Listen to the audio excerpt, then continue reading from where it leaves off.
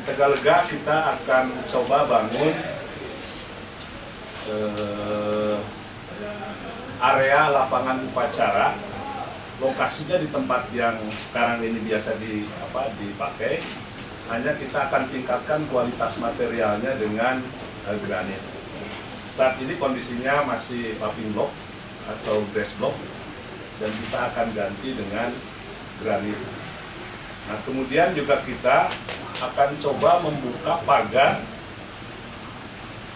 Rencana keseluruhan semua pagar akan dibuka, tapi untuk pembangunan tahap pertama ini di tahun 2016 kita buka pagar yang menghadap ke jalan peta. Nah, di sana kita akan buat semacam amphitheater, teras, semacam amphitheater.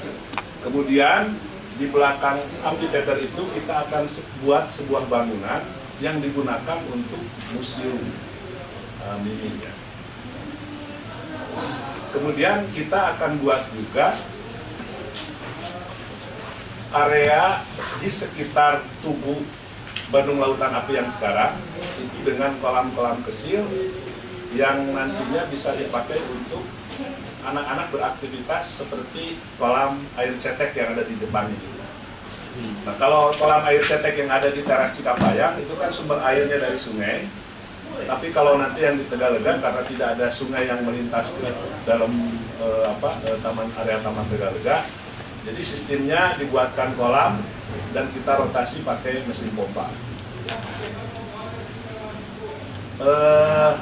Yang terakhir, jadi ada 5 kegiatan besar ya, tadi kolam air cetek, ada pembangunan museum ini, area tempat upacara, kemudian amphitheater, dan satu lagi adalah mekanikal elektrikalnya yang akan kita siapkan untuk pertama saluran atau instalasi kolam tadi, dan yang kedua untuk instalasi penyiraman untuk pemeliharaan di Taman Tegalega.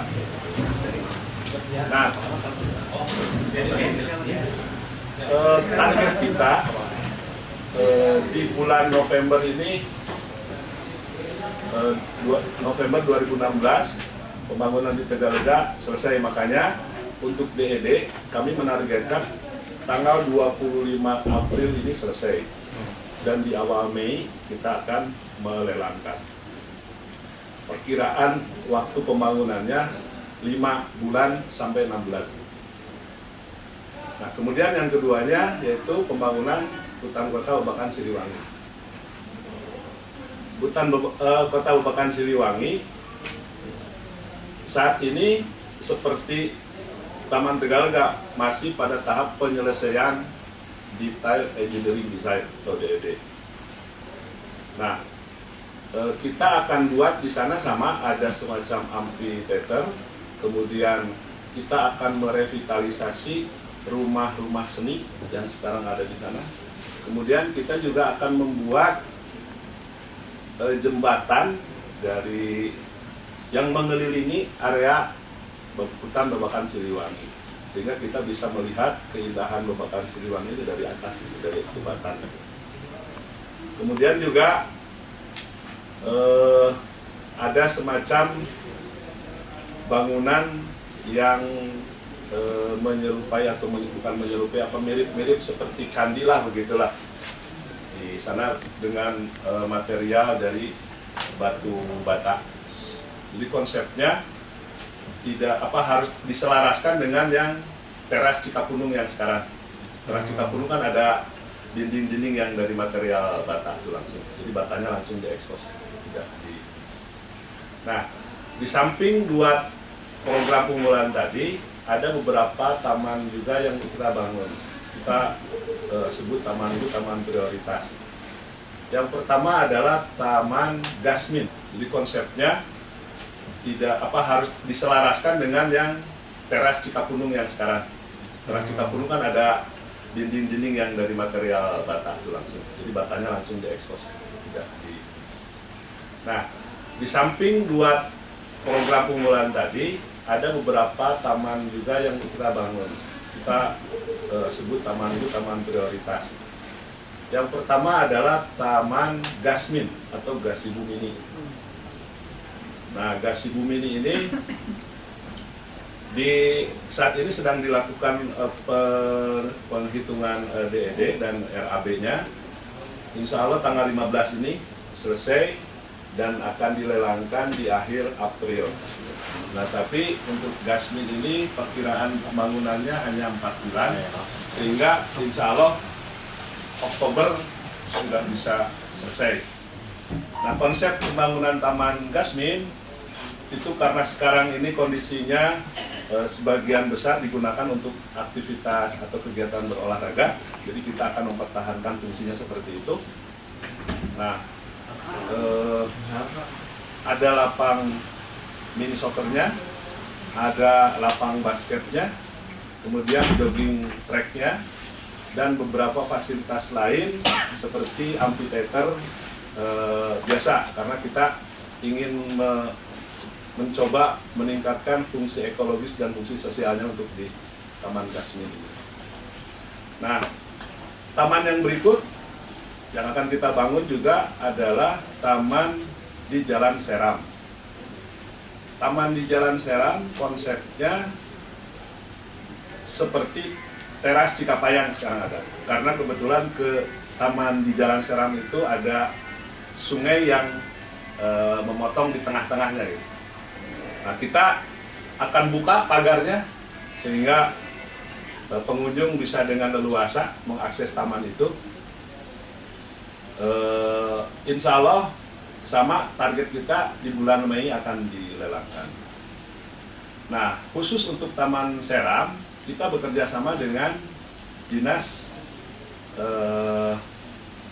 dengan DBMP, karena nanti sungainya akan ditata dengan dana APBD dari DBMP dan tamannya oleh kita, karena tamannya mulai dari perbatasan Jalan Riau sampai ke Jalan Banda yang di belakang yang perbatasan dengan Taman Maluku. Nah, taman selanjutnya yang akan dibangun di tahun 2016 yaitu Taman Maluku. Taman Maluku akan kita perbaiki juga dengan konsep semua pagar yang ada di sana dibuka. Jadi sekarang ini kan kondisinya mulai dari ada patung Pasteur itu kan tertutup ya. Nah, itu akan kita buka pagarnya, dan juga kita akan melanjutkan pembangunan taman inklusi. Taman inklusi yang ada di sebelah lapang Saparua. Belakangnya itu kan masih belum kita lakukan pembangunan, dan tahun ini akan dilaksanakan pembangunan. Nah, itu beberapa taman yang skalanya besar akan kita bangun di tahun 2016. Di samping itu juga Dinas Pemakaman dan Pertamanan Kota Bandung di tahun 2016 akan membangun 68 taman RW sebagaimana program unggulan kita, yaitu 1 RW 1 taman bermain. Nah, di tahun ini ada 68 taman bermain skala RW yang akan kita bangun. Nah, kemudian ada juga dari teman-teman di dekorasi kota, masih di Dinas Pemakaman dan Pertamanan, akan membuat beberapa tempat yang dijadikan sebagai foto booth. Jadi kita akan membuat patung dinosaurus yang akan kita tempatkan di taman. Contohnya seperti yang kalau tahun lalu yang Transformer ya, yang ada di Cibenying lah seperti itu. Tapi sekarang patungnya patung dinosaurus.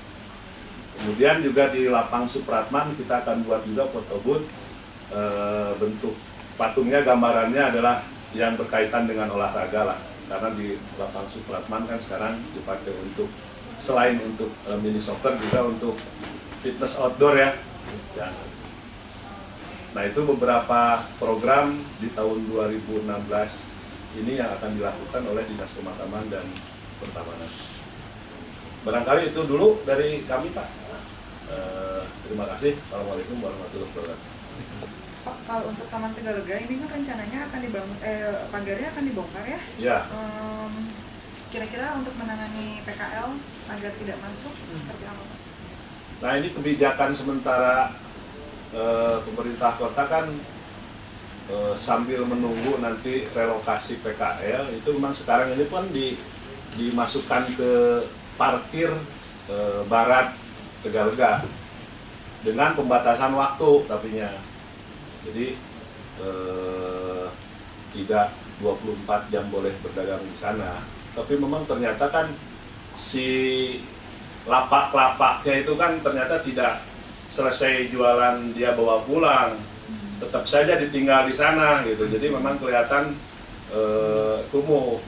Konsep nanti kalau secara keseluruhan memang kita akan menempatkan si PKL itu di basement. Nah hanya memang untuk yang anggaran di 2016 yang 19 miliar itu belum pada kegiatan pembangunan basementnya itu. Jadi di bawah itu konsepnya mirip seperti taman alun-alun Ujung Berung. Jadi ada untuk parkir, ada untuk PKL. Iya. Ngebangun basementnya kapan Pak rencananya? 2017. Lanjutan. Pak, mau tanya Pak, ini yang soal pagar di taman nih Pak. Ini kan masih banyak itu taman-taman yang dipagerin gitu Pak. Ya. Jumlahnya ada berapa sih Pak, dan apakah semuanya bakal dibongkar semua gitu Pak? Ya, kebijakannya kan konsep pembangunan taman kita bahwa taman itu adalah area publik yang harus bisa diakses dengan leluasa oleh masyarakat. Sehingga pagar itu yang dulu konsepnya sebagai strategi kita untuk mengamankan taman itu ternyata kurang efektif juga gitu. Dibuktikan dengan Taman Alun-Alun Bandung gitu.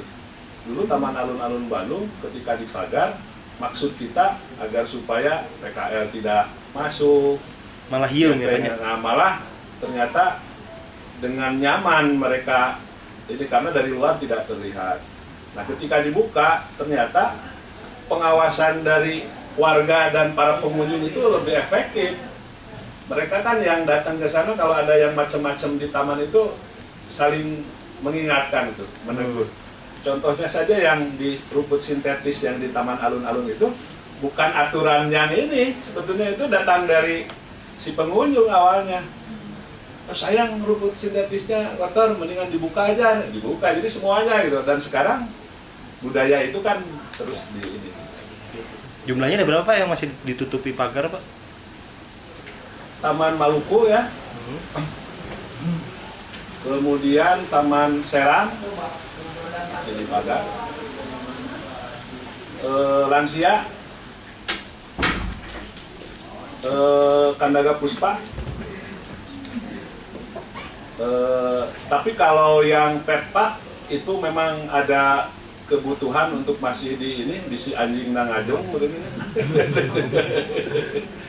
Jadi kalau Petpak itu rasanya masih harus kita pertahankan pagarnya, bukan karena ini tapi untuk melindungi agar hewan peliharaan tidak ini. Ya saya kira kurang dari 10 tamannya masih dipagar dan semua mana? Candi yang di Babakan Ciliwung. Rumah apa ya? Dan candi sih ya. Jadi karena di sana tuh ada beberapa sumber mata air yang akan kita coba lindungi, tapi kita buat biar lebih nyaman lah gitu. Itu konsepnya. Oh, jadi itu buat melindungi mata air gitu Pak? Ya. Besar nggak Pak? Sebesar di Ya mungkin sebesar inilah. Segini, seruang ini ya? Ya, sebetulnya konsep pembangunan perpustakaan itu tersendiri ada. Nah, tapi tahun ini belum. Nah, makanya yang tadi yang saya sebutkan museum ini itu fungsinya sementara jadi dua, ada perpustakaannya juga, ada museumnya. Tapi nanti bukan beda.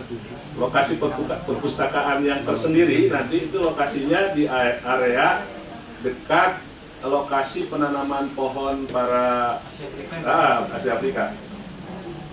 Kalau sekarang museumnya itu isi apa? Tema apa? Jadi ada kolektor yang punya hewan yang diawetkan, akan menyumbangkan ke kita gitu.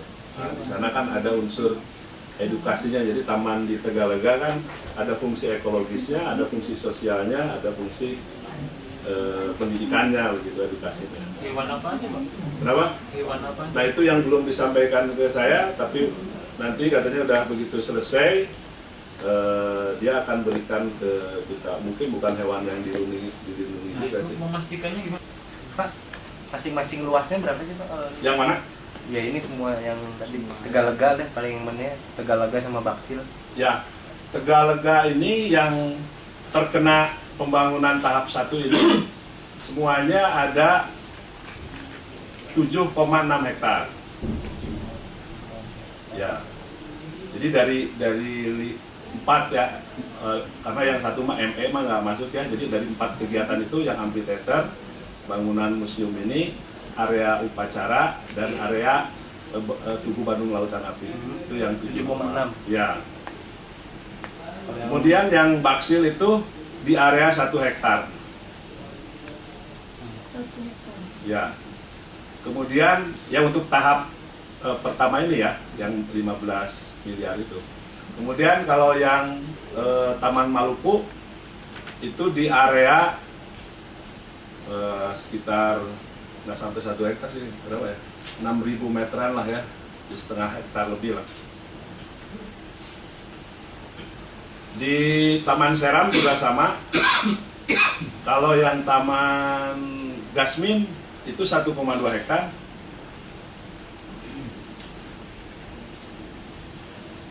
Terus yang inklusi di area 2.000 meteran.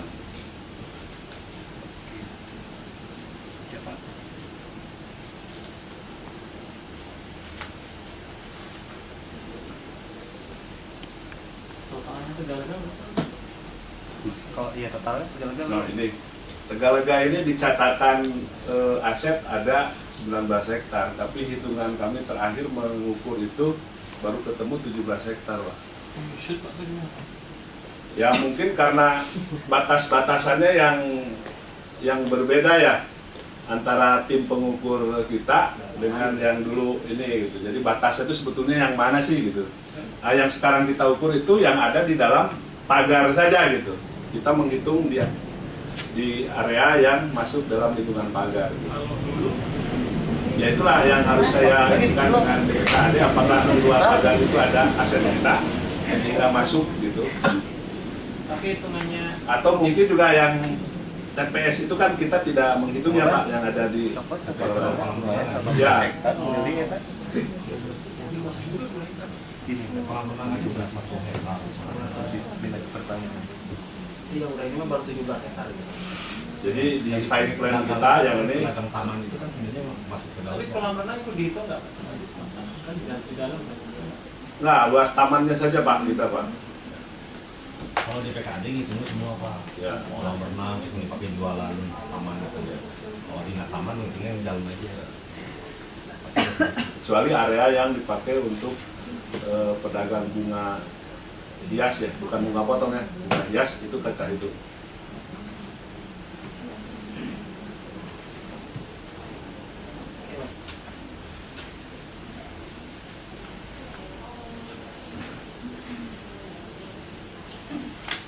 Pak kalau Pandu gimana Pak?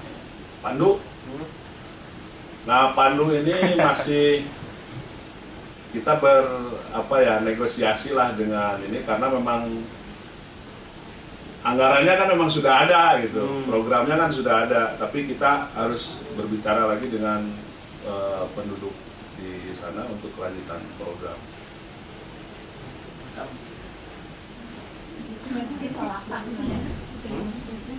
Iya, kan ada penolakan dari warga yang menamakan masyarakat peduli Pandu. Ya mereka prinsipnya tidak setuju lah gitu. Bukan tidak setuju dibangun jalannya, tapi lewat ke Pandunya itu. Kenapa tidak ke yang jalan apa? Yang sebelahnya tuh Baladewa. Dulu Pak Kadisub sekarang ya kan di bulan Mei pelaksanaan pembangunan jalan ya kan. Tapi sampai sekarang kan kita belum sepakat juga tentang pemindahan makamnya itu.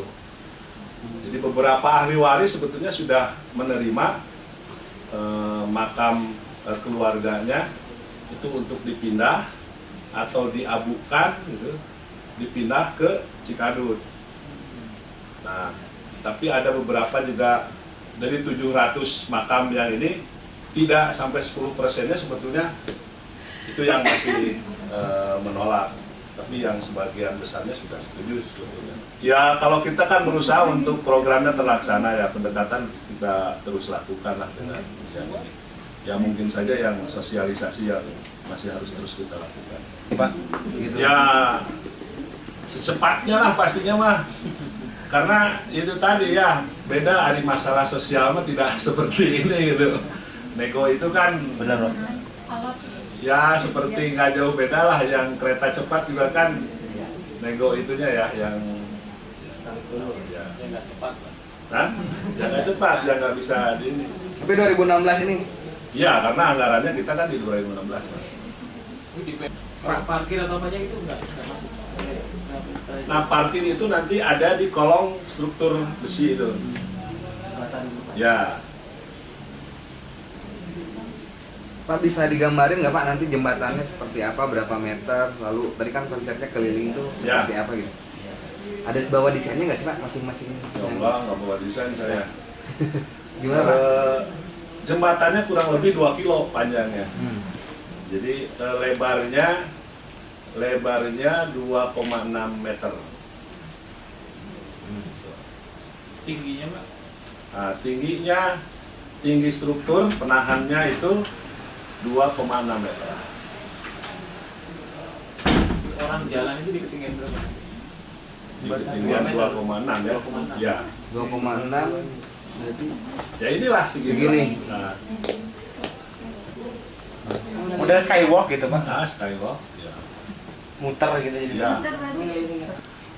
Teras Cikapundung itu direncanakan kita akan bangun tapi pakai anggaran yang dari PUPR, karena Menteri PUPR kan janji karena di Teras Cikapundung sukses akan memberi 2 paket lagi seperti itu.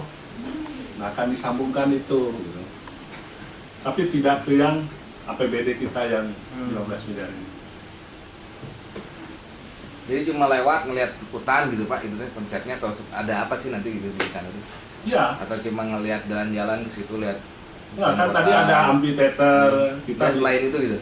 Nanti Kita selama akan perjalanan perbaiki. keliling itu Ya, ada apa Lihat gitu. hutan gitu, hutan iya, kota berarti. kan memang itu aja. Ya. Tapi kan kita juga memperbaiki yang rumah-rumah seniman itu. Diperbaiki, dibangun ulang atau gimana? Ya konsepnya kan kalau sekarang kan karena udah lama mungkin ya. Jadi rumah-rumah tradisional kemarin kalau saya lihat konsepnya rumah tradisional yang di Baduy, di atapnya seperti itu, di arsiteknya, arsitek tidak menghilangkan ya gitu. Itu udah sah gitu ya. Bangunan-bangunan di situ. Ya kan konsepnya memang kita bagaimana melestarikan budaya, ada aktivitas yang menggairahkan untuk komunitas seni gitu kan. Jadi wadahilah di sana gitu kan. Mereka juga bukan untuk menetap tinggal tapi untuk berkreasi di sana gitu. Ya. Kalau akses nanti kendaraan masuk untuk Tapi nanti parkir kita dari ini Pak. hitung anggaran 15 miliar itu cukup untuk berapa gitu, nanti setelah kita hitungan apa skywalk berapa, amphitheater berapa, kemudian rumah tadi yang melindungi apa mata air berapa, nah itu ke ini. Oke, seperti itu dari taman. Baik, kalau begitu saya ucapkan terima Pak, kasih. satu lagi dong, yang tadi Mangga. Pak, yang candi itu masih belum kebayang Pak, yang menyerupai candi itu nanti patung atau bentuknya berundak atau apa sih? Enggak sih berundak apa enggak. Ya bukan ke candi ya, tapi bangunan, tapi dia mengekspos apa bata merahnya gitu. Itu bangunan yang akan kita buat untuk melindungi mata air yang ada di sana. Nanti ada, jadi kalau lihat sekarang kan mata air kondisinya ya siga gitu, gitu tidak terurus gitu. Nanti mah kalau datang ke sana ingin lihat mata air enak gitu, ada pelatarannya segala macam gitulah. Kayak di Cirebon Keraton. Seperti itulah mirip-mirip gitu. Terima kasih ya. Assalamualaikum warahmatullahi wabarakatuh. Waalaikumsalam.